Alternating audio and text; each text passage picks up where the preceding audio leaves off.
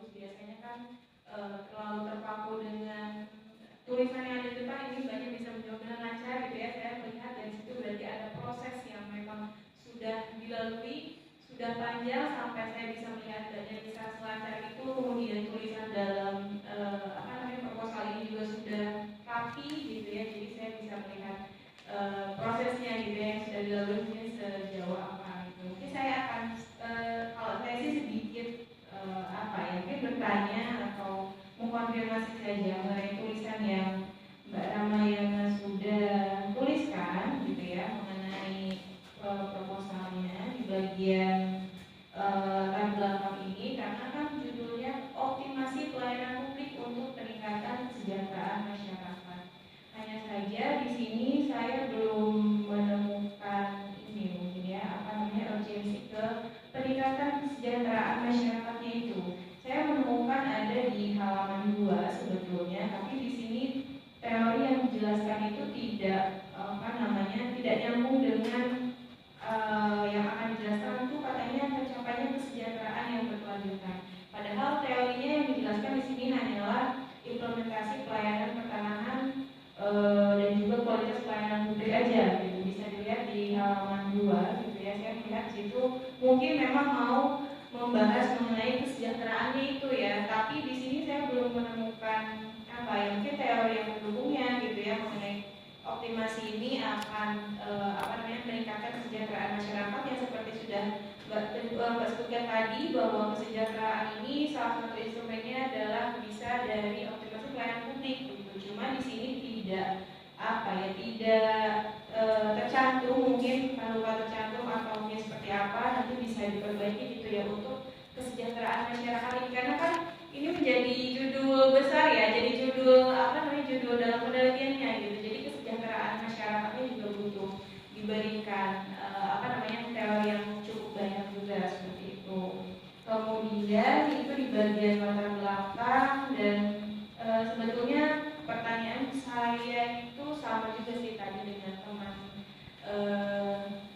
dan mengenai kenapa harus di Kelurahan Pucung gitu ya, tapi tadi sudah dijawab. Kalau begitu saya ingin menanyakan mengenai mungkin ini tuh data atau apa ya, saya belum mengerti juga. Di bagian halaman 3 ini katanya kualitas pelayanan publik di Kelurahan Pucung belum sepenuhnya optimal.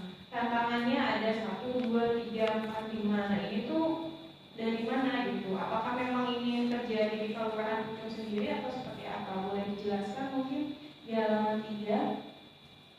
Kan ini menjadi salah satu alasan kenapa harus dilakukan di Kelurahan Pucung gitu ya. 1, 2, 3, 4, 5 ini dari mana ya kira-kira? Kualitas pelayanan publik di Kelurahan Pucung belum sepenuhnya optimal. Ya.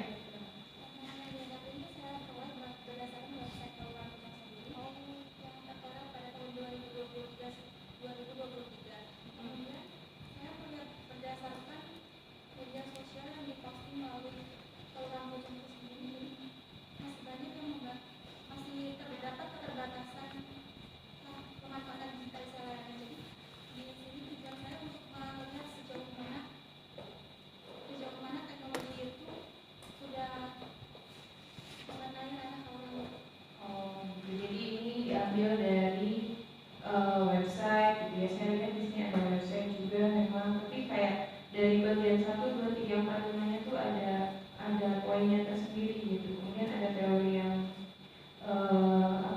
mendukung juga gitu. Jadi saya ini tuh dibikin dari teori siapa gitu kan?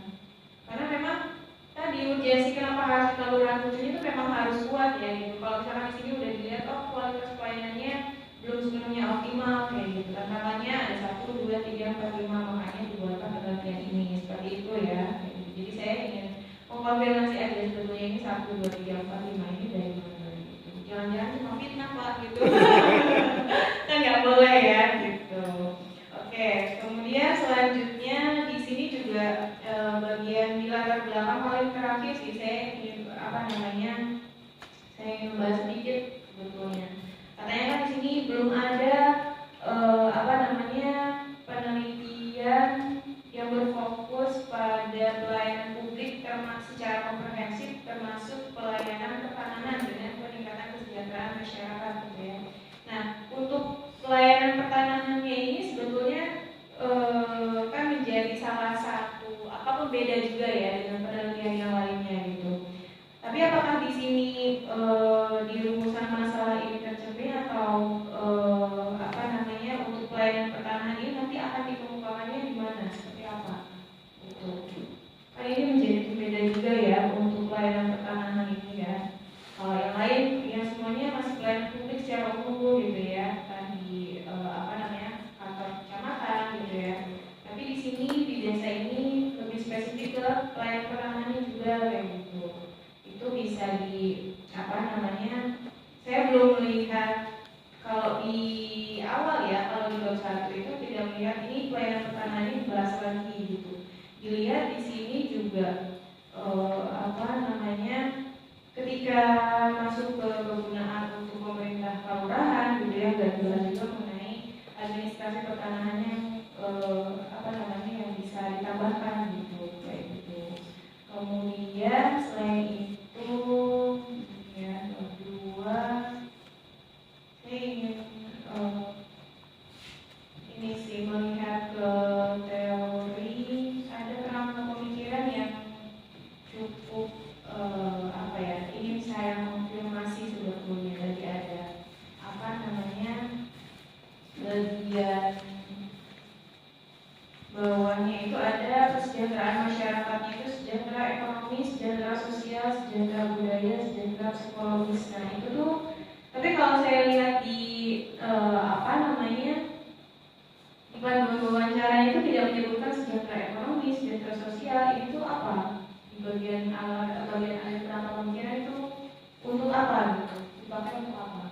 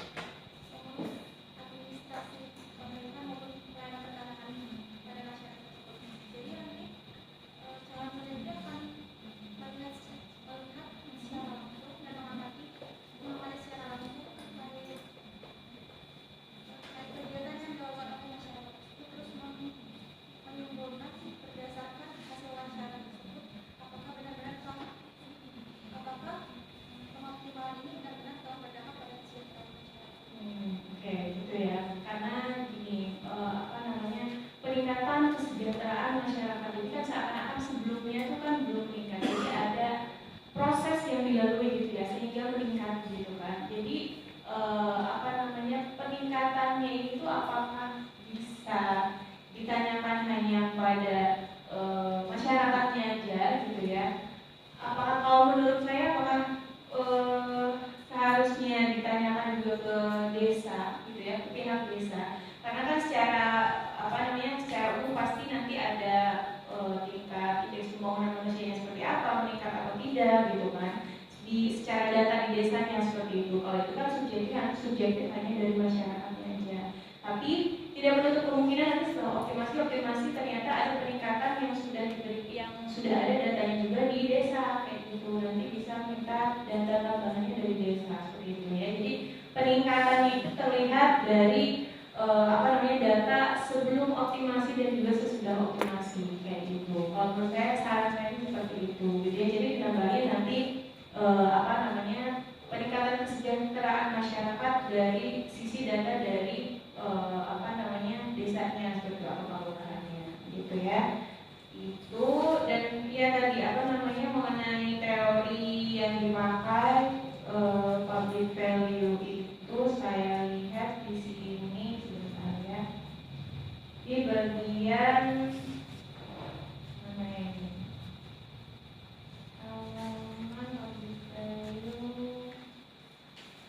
Di bagian kesejahteraan masyarakatnya, saya akan bahas lagi kesejahteraan masyarakat ya, karena ini kan ditulis di judul gitu ya, jadi harus lebih jelas lagi juga mengenai kesejahteraan masyarakat ini seperti apa.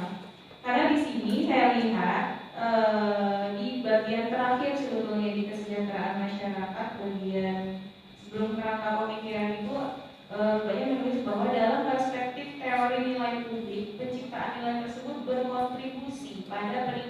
kesejahteraan masyarakat secara ekonomi, sosial, budaya, dan psikologis. Dengan demikian, optimasi pelayanan publik dan administrasi pertanahan dipahami sebagai instrumen strategis dalam upaya peningkatan kesejahteraan masyarakat di tingkat kelurahan.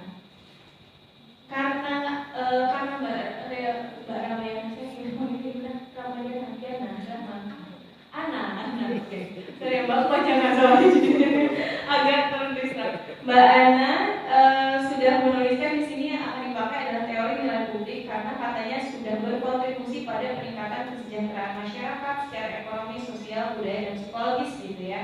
Tapi di sini tuh tidak dilihatkan hubungannya gitu antara teori nilai publik memang sudah berkontribusi pada peningkatan kesejahteraan gitu ya. Di sini kan teori nilai publik sendiri ada di bagian pertama, kemudian dibahas sedikit perspektif teori nilai publik ini katanya berkontribusi pada peningkatan kesejahteraan. Tapi di sini tidak ada teori yang mendukungnya gitu, kayak gitu. Jadi pemilihan teori ini juga penting karena kita kan melihat pada judul ya, optimasi pelayanan publik untuk peningkatan kesejahteraan masyarakat. Jadi keseluruhan dari judul itu pun harus harus disertai dengan teori yang kuat seperti itu, kayak itu. Makanya bisa bikin judul ini kan harusnya memang membaca terlebih dahulu gitu ya, lihat teori ini kayak gitu. Ternyata untuk meningkatkan kesejahteraan masyarakat mungkin belum dituliskan saja gitu ya, nanti bisa ditambahkan seperti itu. Oke, kemudian untuk ini teknik analisis data, karena di sini kan ada 3 rumusan masalah ya, 3 rumusan masalah. Saya ingin Mbak Ana mengkonfirmasi untuk rumusan masalah 1, 2, 3. Rumusan masalah 1 itu diambilnya kira-kira datanya dari mana aja tuh? Dari wawancara dengan siapa aja? Bagaimana optimasi pelayanan publik untuk peningkatan kesejahteraan? Dari siapa aja tuh datanya?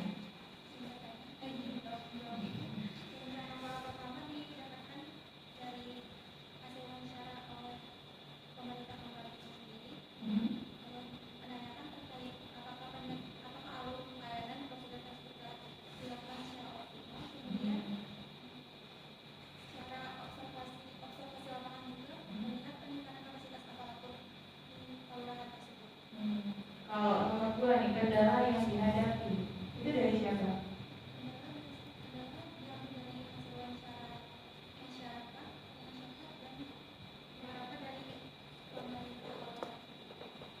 Kendalanya kendala yang dihadapi dalam pelayanan publik untuk peningkatan kesejahteraan masyarakat itu dari masyarakat juga.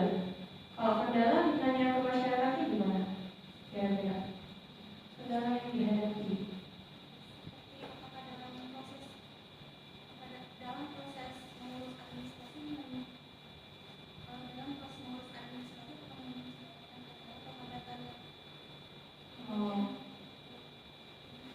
Kendala yang dihadapi dalam pelayanan publik untuk peningkatan kesejahteraan masyarakat. Jadi kendala yang dihadapi masyarakatnya juga gitu ya. Jadi nanti akan dibagi 2, kendala yang dihadapi masyarakat dan kendala yang dihadapi oleh desanya gitu ya. Kemudian yang ketiga, solusi. Itu dari siapa? Solusi yang diterapkan.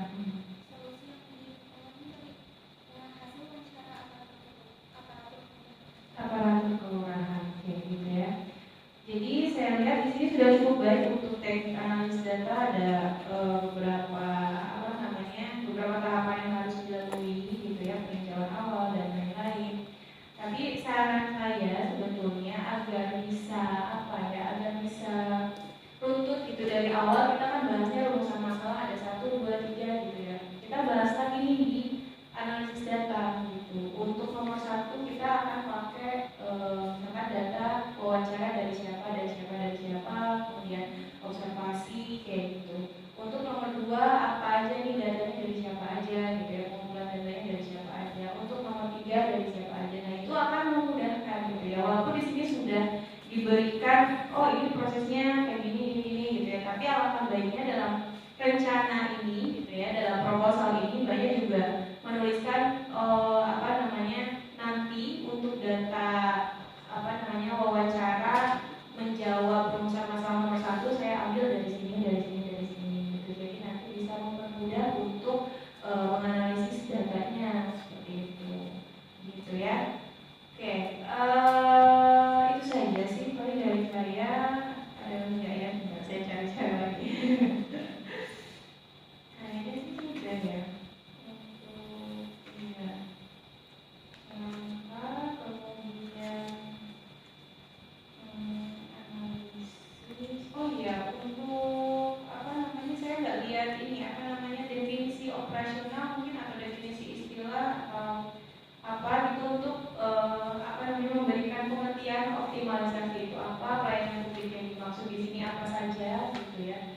kemudian peningkatan kesejahteraan masyarakatnya kan di situ tadi di di bagian kerangka pemikiran itu kan ada kesejahteraan masyarakat bagiannya apa aja gitu. Jadi karena gini, definisi operasional itu adalah jembatan dari apa yang sudah ada di teori, apa yang melatar belakangi, kemudian akan dilanjutkan ke analisis data gitu. Jadi kan teorinya banyak nih mengenai apa peningkatan kesejahteraan masyarakat itu ada bagian apa aja, tapi yang banyak ambil adalah teori dari sini, gitu kan, yang 4 tadi. Nah itu didefinisikan dalam operasional tersebut, definisi operasional. Jadi peningkatan kesejahteraannya itu banyak teorinya, tapi yang saya ambil adalah di bagian sini, gitu ya, seperti itu. Pelayanan publik juga banyak nih pengertiannya, gitu kan, pelayanan publik dari bidang apa aja. Kemudian pelayanan publik yang akan saya teliti dalam penelitian ini adalah dalam hal secara keseluruhan dan khususnya administrasi perdagangan juga, seperti itu. Jadi perlu dituliskan dalam definisi operasional kayak gitu ya. Itu saja dari saya. Saya lanjutkan kepada Bapak Artijono. Ya. Terima kasih Bu Lilis. Assalamualaikum warahmatullahi wabarakatuh. Salam sejahtera buat kita semua. Yang saya hormati Bu Lilis, kemudian Mbak Ramayana Harahap, panggilannya susah ya, kalau dipanggil Rama nggak cocok. Rama dengan Sinta harus saya. Terus kemudian yang di depan 2 orang yang bantu operasional layar, tayangan, dan moderator.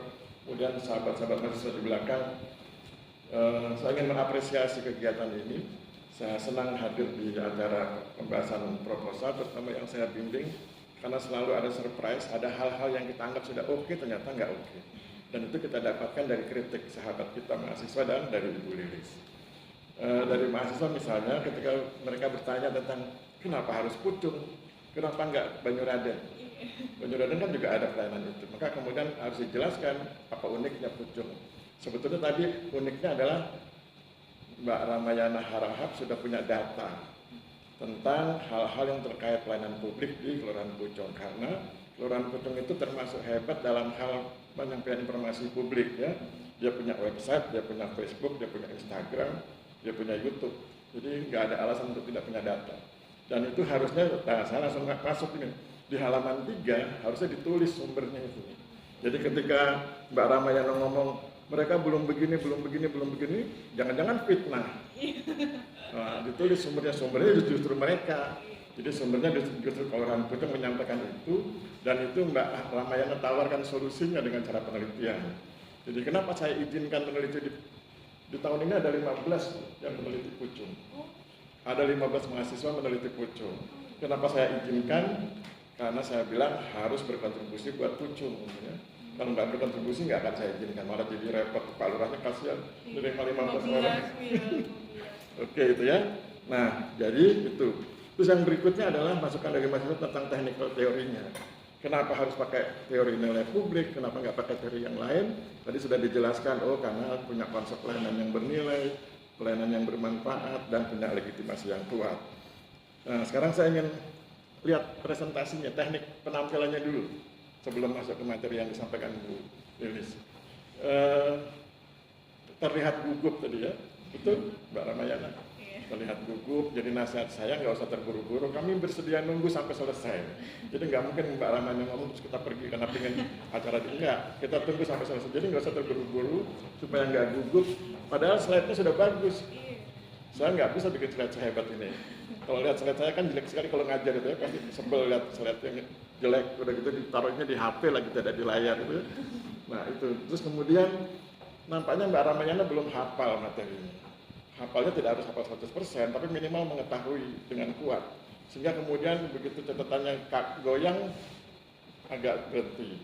Jadi saya pikir kuasai juga materinya. Ketika ujian itu bagian dari yang dinilai. Jadi ujian itu bukan cuma kemampuan berdebat dengan kami para dosen, tapi juga kemampuan mempresentasikan dengan baik.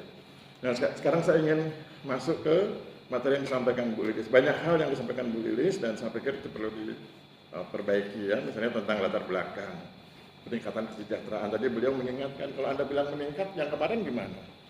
Kalau kita pakai skala, kemarin mungkin 5, sekarang 6 meningkat.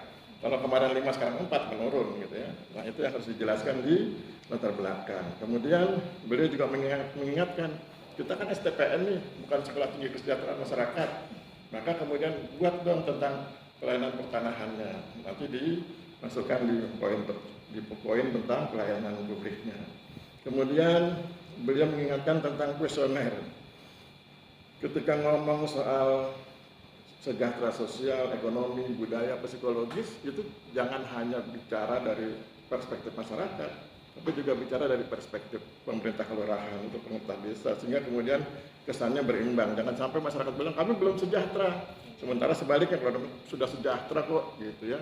Jadi harus seimbang poinnya.